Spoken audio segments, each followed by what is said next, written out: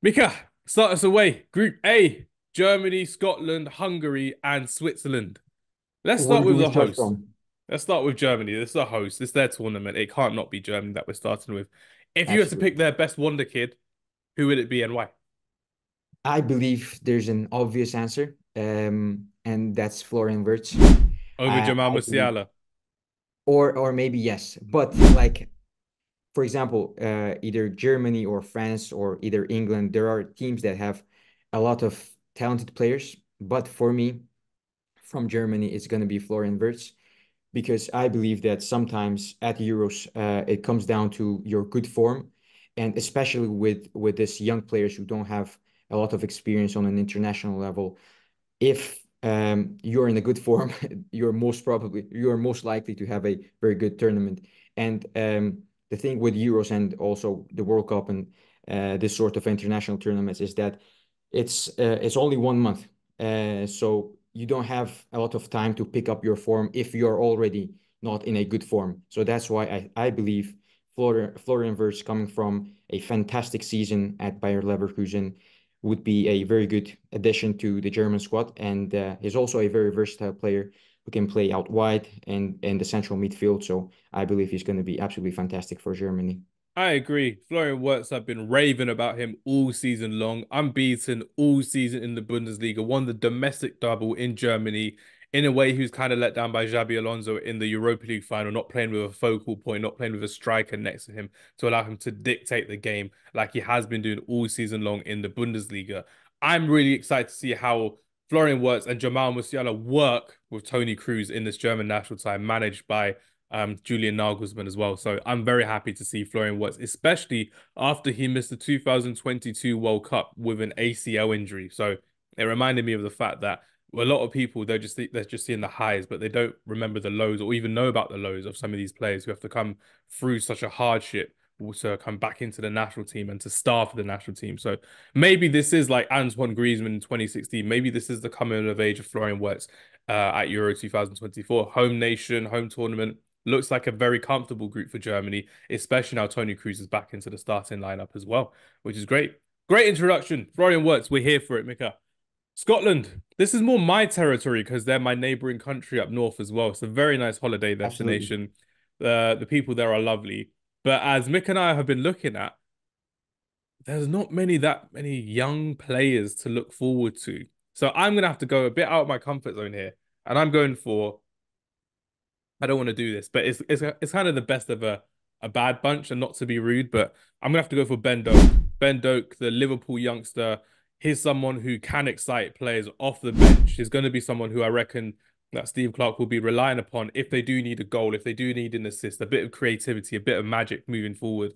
So Ben Doak is someone that I think with Scotland you've got to watch out for because they've got really good established players like Scott McTominay, Kieran Tierney, Andy Robertson, the captain. So there's more to come from Scotland like we saw at Euro 2021. But Definitely.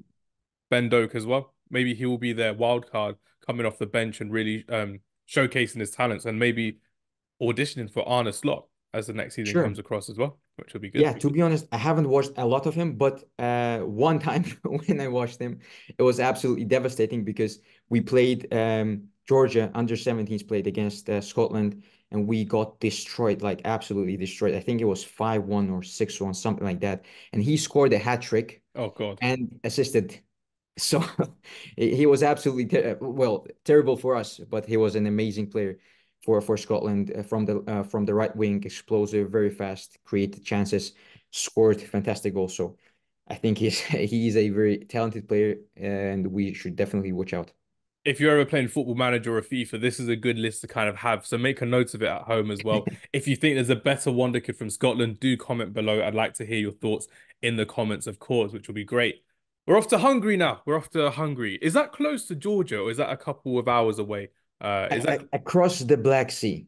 That's fine. Across the Black Sea. I wanted to make sure I knew where we're talking about here as well. I'm going to go for Milos Kerkez. He's been fantastic for Bournemouth this season. The left back has been incredible. But the fact of the matter is, Georgia and Hungary, they have a lot of young players coming through. It's just For about sure. with their young players, they're not young in terms of age, they're young in terms of inexperience in the international stage as well. Hungary were fantastic in the group of death in Euro 2021. But what's your thoughts on Milos Kerkez? He was fantastic against Manchester United this season as well, He in was the 2-2 draw. definitely, definitely. And one thing that I like about him is that despite being so young, he plays with a lot of confidence and he has a great balance between attack and defense. So he's very well developed as an attacking fullback, and I believe he can contribute very well to Hungary's attacks, especially fast counter attacks, especially against teams like Germany, where they will most probably sit back and wait for their chance. So I think he's going to be crucial for that team. He's got a good cross on him as well. Low crossing is Sure. really good at, and he's been able to create chances for Justin Kluivert. He's been able to create chances for Dominic Solanke, who's been very good this season for Bournemouth. So maybe that's a transfer to watch out for in the summer as well. Milos Kerkez maybe leaving Bournemouth, maybe looking to go to a bigger club. And there are a lot of teams out there that need a left back because left backs aren't as great as they used to be. So we're gonna have to wait and see what happens with Milos Kerkez if he has a really good Yeah. tournament. So I'm looking forward Speaking to of it. Manchester United, We've had no left backs all season. We've sold Alvaro Fernandez to Benfica. So maybe we do need to get a left back in itself. Sell Luke Shaw, Tyrone Melassic can stay as a backup. I don't like the fact that we've had Amrabat or Lindelof at left back. We're playing them out of position. sure. Get Milos Kerkez, bring him in, have a bit of fun with a new Hungarian left back. He may even be the first Hungarian footballer ever to play for Man United if he signs, but this is just us I think so, yeah. speculating, ladies and gents, which is good. Switzerland. This is a name I've not heard before, so I'd like to hear more about Arden Jashiri. I want to hear your thoughts Yes. on him. So Arden Jashari, he's a very talented young midfielder Jashari, I apologize. I said his name wrong. from Switzerland. And unfortunately for us, for Ghent, he quite recently moved to our rivals, Club Brugge, who quite recently became champions of Belgium, which is even more devastating. Uh, so, so yeah, I mean, he's a very interesting player who can play as a number six, number eight, sort of a deep line playmaker who can distribute very good long range passes from deeper positions. And I definitely see him making a very good long range pass straight into the final third, where Switzerland have quick and explosive attackers. So I think he can definitely create chances out from the back and play as a number six, number eight for Switzerland, which actually is a quite an interesting team. And I think they will be one of the black horses at the tournament. They always have a very good team, but especially I think this year they are quite good.